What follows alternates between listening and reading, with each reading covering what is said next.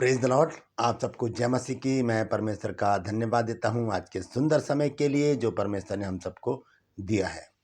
आज एक बहुत ही विशेष संदेश लेकर मैं आपके सम्मुख उपस्थित हूं और ये स्त्रियों के लिए है, लड़कियों के लिए, महिलाओं के लिए आज का ये वचन है।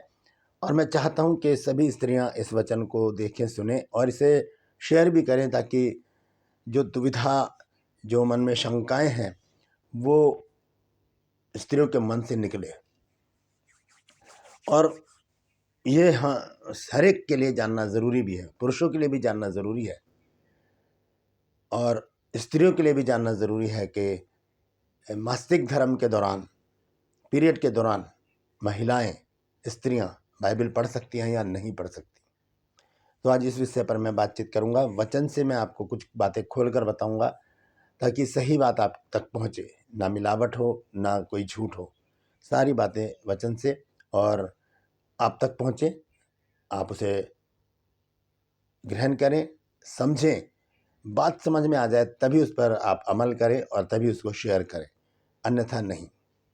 सारी बातों को मैं आपको बताऊंगा, तो ध्यान से सुनिएगा आज के वचन को। ज़्यादा लंबा वीडियो ना हो इसलिए मैं जल्दी शुरू करना चाहता हूं। आइए एक छोटी सी प्रार्थना करेंगे, उसके बाद हम आज के वचन में चलेंगे। जीवित और महान दयालु पिता परमेश्वर, मैं तेरा धन्यवाद, तेरा शुक्र, तेरी तारीफ, तेरी बड़ाई करता हूँ प्रभु, क्योंकि प्रभु तू इसी योग्य है। धन्यवाद देते हैं प्रभु जी आज के सुंदर अवसर के जो तूने दिया है, आज के सुंदर दिन के लिए जो तूने हमें दिखाया है। विनती करता हूँ प्रभु जी, आज के वचन को शेयर करने मेरी मदद सहायता कर। मेरे होठों को, मेरे दिलो दिमाग को छूकर ब्लेस कर प्रभु, ताकि मेरी आत्मा, मेरा शरीर तेरे ही कब्जे में रहे, ताकि बोलने वाला मनुष्य नहीं बल्कि तेरा आत्मा हो। जितनी भी स्त्रियां, जितने भी लोग आज इस वचन को सुन रहे हैं, देख रहे हैं, उन सबको आशीषित कर। सबकी रोग बीमारियों को, चिंताओं को, परेशानियों को अपने सामर्थ्य नाम के द्वारा दूर कर दे। धन्यवाद देता हूँ प्रभु, तूने मेरी प्रार्थना को सुन लिया। प्रभु यीशु के नाम से मांगते हैं, आमीन। Praise the Lord. तो आइए आज के इस वचन को हम शुरू करेंगे और मैं आपसे गुजारिश करता हूं कि आप इस वचन को पूरा सुने। बहुत से लोग, बहुत से जो पास्टर लोग हैं, बहुत सी स्त्रियां भी इस बात को सोचती हैं कि एक स्त्री है जिसका जिक्र बाइबल में आया है, जिसको 12 वर्ष से लहू बहने का रोग था, और उसको अपने दिमाग में रखते हुए लोग ये सोचते हैं कि उसने भी तो यीशु मसीह को छुआ था, तो यीशु मसीह कौन से अशुद्ध हो गए। लेकिन अगर हम बाइबल को पढ़ें तो लूका 8 अध्याय में इसके विषय में लिखा है। 43 आयत से अगर हम आगे पढ़ें तो वहां पर लिखा है कि उस स्त्री ने विश्वास के साथ यीशु मसीह के दामन को छुआ, कपड़े को छुआ। यीशु मसीह को नहीं छुआ, यीशु मसीह के कपड़े को छुआ।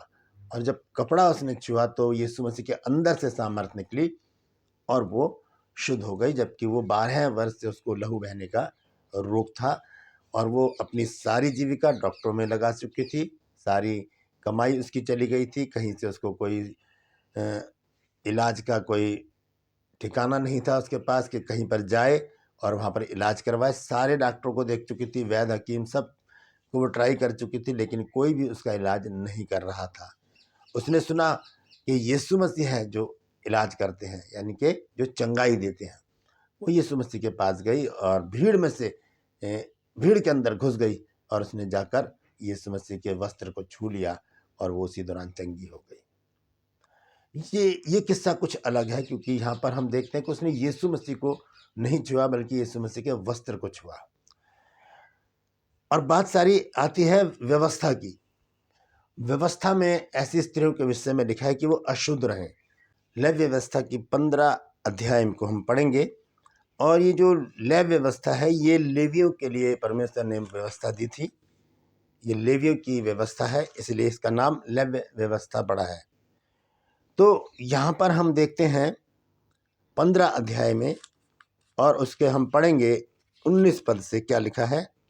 यह इस प्रकार से लिखा है, फिर जब कोई स्त्री ऋतुमती रहे, यानी कि जब स्त्री को पीरियड हो, तो वह 7 दिन तक अशुद्ध ठहरी रहे और जो कोई उसको छुए वह सांझ तक अशुद्ध रहे।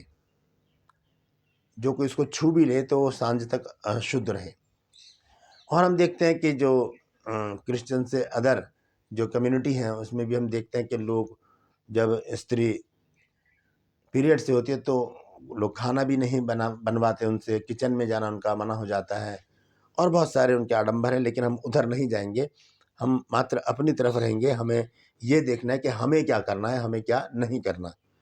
तो यहाँ पर स्पष्ट लिखा है कि फिर जब कोई स्त्री ऋतुमती रहे तो वह 7 दिन तक अशुद्ध ठहरी रहे, और जो कोई उसके छुए वह सांझ तक अशुद्ध रहे।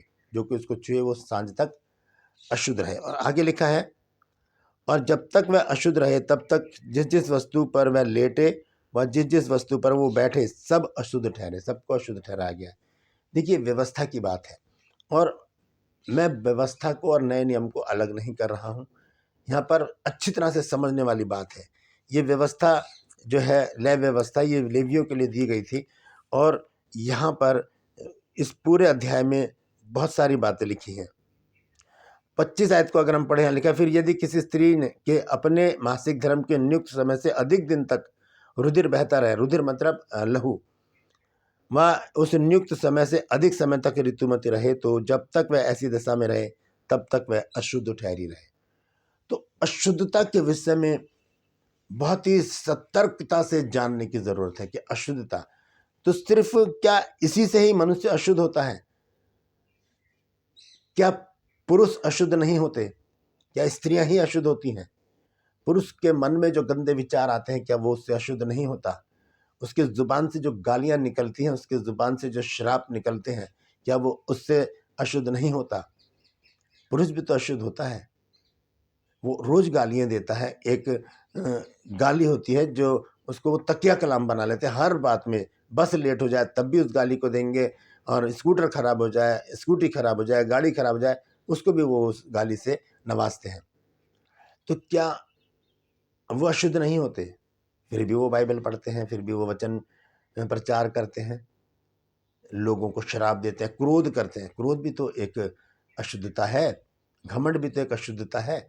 हमें सबसे जरूरी जानना यह है कि अशुद्धता है क्या।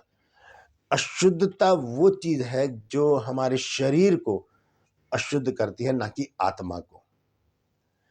बाइबल हमें बताती है कि शरीर और आत्मा दोनों एक दूसरे के विरोधी हैं। आइए देखेंगे गलातियों की पुस्तक 5 अध्याय और 16 पद से मैं पढ़ूंगा। यहाँ लिखा है, पर मैं कहता हूं आत्मा के अनुसार चलो तो तुम शरीर की लालसा किसी रीति से पूरी ना करोगे। तो ये जो पीरियड है, ये जो मासिक धर्म है, ये शरीर की क्रिया है। तो शरीर अशुद्ध होता है, आत्मा अशुद्ध नहीं होती। आत्मा आपकी शुद्ध है। आगे चलकर मैं आपको स्पष्ट रीति से बताऊंगा। लिखा है कि पर मैं कहता हूं कि आत्मा के अनुसार चलो तो तुम शरीर की लालसा किसी रीति से पूरी ना करोगे। और लिखा है आगे, क्योंकि शरीर आत्मा के विरोध में और आत्मा शरीर के विरोध में लालसा करती है, और ये एक दूसरे के विरोधी हैं, इसलिए कि जो तुम करना चाहते हो वह ना करने पाओ। शरीर आत्मा के विरोध में और आत्मा शरीर के, ऐसे इनका जो है एक तरह से सांसारिक भाषा अगर बोले तो कहेंगे 36 का आंकड़ा है, शरीर और आत्मा के विरोध में। शरीर कहेगा कि ऐसा करना है, आत्मा कहेगी कि नहीं ऐसा नहीं करना, ऐसा करना है। तो ये दोनों में क्या द्वंद्व छिड़ा रहता है, कि युद्ध छिड़ा रहता है, कि मल युद्ध बना रहता है आपस में। तो हमें आत्मिक बातों पर ध्यान देना है, क्योंकि पुराना नियम जो है वो हमारे लिए एक शिक्षक है। क्योंकि हम देखें अगर गलातियों 3 अध्याय में और 23 पद में यहाँ लिखा है, पर विश्वास के आने से पहले, यानी कि यीशु मसीह के आने से पहले व्यवस्था की अधीनता में हमारी रखवाली होती थी, और उस विश्वास के आने तक जो प्रकट होने वाला था हम उसी के बंधन में रहे। इसलिए व्यवस्था मसीह तक पहुंचाने को हमारा शिक्षक हुई कि हम विश्वास में धर्मी ठहरे। तो एक शिक्षक है जो हमें सिखाता है, और उसके बाद वो हमें छोड़ देता है कि हम अच्छी तरह से उस शिक्षा को प्राप्त करके अपने जीवन को व्यतीत करें। तो व्यवस्था भी हमारे लिए क्या है? एक शिक्षक है। तो यीशु मसीह ने व्यवस्था को समाप्त नहीं किया, यीशु मसीह ने व्यवस्था को पूरा किया। और हम यहाँ पर देखते हैं कि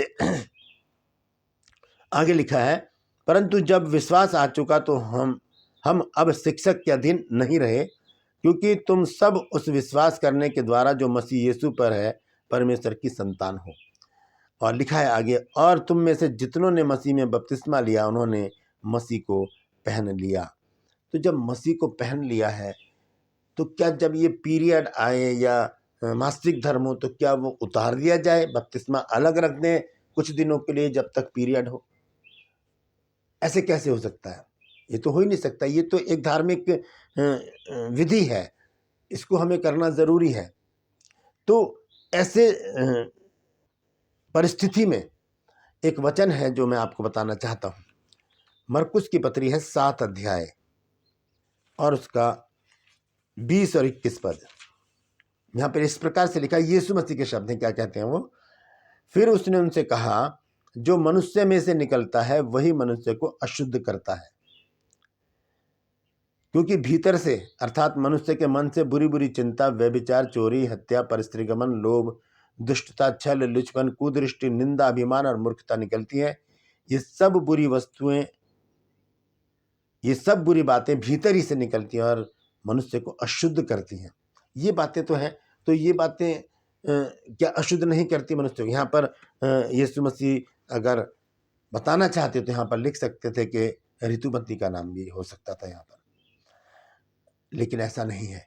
यहाँ पर उन बातों को यीशु मसीह ने लिया है जो यीशु मसीह जानते हैं कि लोग इनमें लिप्त हैं, इन बातों में लिप्त हैं और ये रोज़मर्रा इन बातों को करते हैं। तो ये बातें इन लोगों को अशुद्ध कर देती हैं। कौन कौन सी बातें हैं? यहाँ पर लिखा है यीशु मसीह ने कि भीतर से अर्थात मनुष्य के मन से बुरी बुरी चिंता, व्यभिचार, चोरी, हत्या, परस्त्रीगमन, लोभ, लालच, दुष्टता, ये छल, ये सब अंदर से निकलते हैं और मनुष्य को अशुद्ध कर देते हैं। तो ये अशुद्धता बड़ी है या वो एक स्वाभाविक क्रिया है, वो एक ऐसी क्रिया है, अगर वो स्त्री को ना हो तो स्त्री अधूरी है, अगर वो स्त्री को ना हो तो वो संतान पैदा नहीं कर सकती। वो एक स्वाभाविक क्रिया है। उसके द्वारा अगर हम ये सोचते हैं कि वो हाथ ना लगाएं इसको या उससे दूर रहें या खाना ना बनवा सके, ये बात गले नहीं उतरती, क्योंकि ये परमेश्वर की ओर से एक शारीरिक क्रिया है, इसका होना अवश्य है। अगर ना हो तो जैसे मैंने बताया कि ना तो संतान पैदा होगी और ना स्त्री रहेगी। सबसे बड़ी बात क्या है कि पर प्रभु यीशु मसीह में जब हम आ जाते हैं, जब हम प्रभु यीशु मसीह को ग्रहण कर लेते हैं, तब हम परमेश्वर की संतान बन जाते हैं और तब प्रभु यीशु मसीह हमारी सारी अशुद्धता को, हमारे सारे पापों को अपने लहू से धो डालते हैं। आइए देखेंगे उस वचन को, कहाँ पर लिखा है। पहला यूहन्ना 1 अध्याय 7, 8 और 9 आयत में पढ़ूंगा। यहाँ पर क्या लिखा है?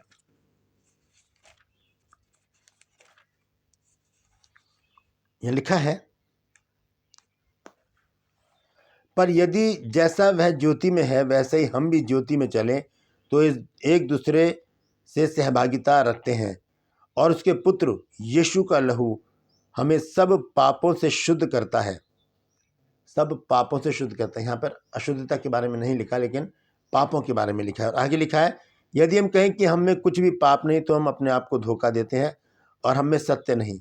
यदि हम अपने पापों को मान लें तो वह हमारे पापों को क्षमा करने और हमें सब अधर्म से शुद्ध करने में विश्वास योग्य और धर्मी है। यदि हम कहें कि हमने पाप नहीं किया तो हम उसे झूठा ठहराते हैं और उसका वचन हम में नहीं है। तो प्रभु यीशु मसीह का लहू, परमेश्वर का वचन क्या करता है? हमें शुद्ध कर देता है। तो प्रतिदिन हमें क्या करना है? हमें बाइबल को पढ़ना है, क्योंकि ये जो मासिक धर्म है, जो पीरियड है, ये एक स्वाभाविक क्रिया है, इसका होना लाजमी है। तो बाइबल में कहीं नहीं लिखा कि ऐसे समय में स्त्री बाइबल ना पढ़े। हम पढ़ सकते हैं। देखिए, मन शुद्ध होना चाहिए। परमेश्वर को मन से हमारे लगाव है, वो हमारे मन को जानता है, ना कि हमारे चेहरे को, हमारे शरीर को।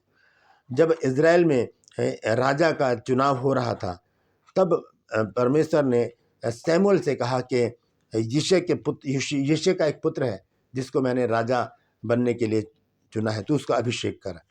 अब यिशै के तो 8 पुत्र थे। तब जब सैमुअल वहाँ पर उनका अभिषेक करने के लिए बैठा, तब उनके रूप रंग को देखकर वो सोचता था कि ये होगा, ये होगा, ये होगा। इस तरह से वो अपने मन में सोचे जा रहा है कि इनमें से ये होगा, क्योंकि वो सब मिलिट्री में थे, सब सेना में थे, तो हट्टे कट्टे थे, अच्छा उनका शरीर था। इसलिए वहाँ पर जो सैमुअल जो है वो थोड़ा सा विचलित हो गया। तब परमेश्वर ने उससे बातचीत की। देखिए पहला शमूएल 16 अध्याय 7 आयत में क्या लिखा है। यहाँ पे लिखा है, परंतु यहोवा ने शमूएल से कहा, ना तो उसके रूप पर दृष्टि कर और ना उसकी डील की ऊंचाई पर, क्योंकि मैंने उसे अयोग्य जाना है। क्योंकि यहोवा का देखना मनुष्य का सा नहीं है। मनुष्य तो बाहर का रूप देखता है, परंतु यहोवा की दृष्टि मन पर रहती है। तो परमेश्वर मन को देखता है, आत्मा को देखता है, उसे शरीर से कुछ लेना देना नहीं। सब उपदेशक अपने वचन में कहता है 12 अध्याय और उसके 7 पद में कि मिट्टी ज्यों की त्यों मिट्टी में मिल जाएगी और आत्मा जिसे परमेश्वर ने दिया है वो परमेश्वर के पास लौट जाएगी। तो कोई भी चीज हमारे परमेश्वर के प्रेम में और परमेश्वर के आध्यात्मिकता में, आत्मिकता में रुकावट नहीं बन सकती। आइए अंत में एक वचन पढ़ के मैं समाप्त करूंगा और वो है रोमियो 8 अध्याय। ये बहुत महत्वपूर्ण वचन है, इसको समझ लीजिए तो सारी बात समझ में आ जाएगी। 8 अध्याय और उसके 35 पद से मैं पढ़ूंगा। कौन हमको मसीह के प्रेम से अलग करेगा? क्या क्लेश, क्या संकट, या उपद्रव, या अकाल, या नंगाई, या जोखिम, या तलवार? और 35-36 आयत में लिखा है, जैसा लिखा है कि तेरे लिए हम दिन भर घात किए जाते हैं, हम वध होने वाली भेड़ों की नाई गिने गए हैं। परंतु इन सब बातों में हम उसके द्वारा जिसने हमसे प्रेम किया है जीवन से भी बढ़कर हैं।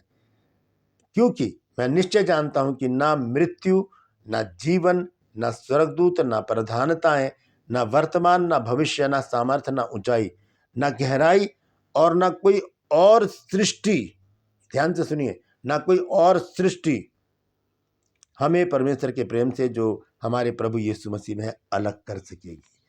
ना कोई और सृष्टि। और इसमें क्या है? इसमें मासिक धर्म भी है। तो बाइबल पढ़ने में कोई बुराई नहीं है।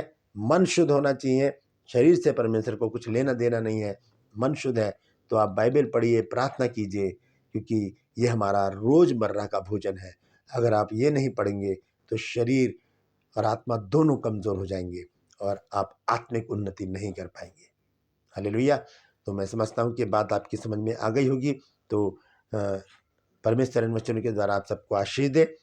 अगर बात समझ में आ गई है तो इस वचन को शेयर कीजिए ताकि और भी लोग इन बातों को जान सकें।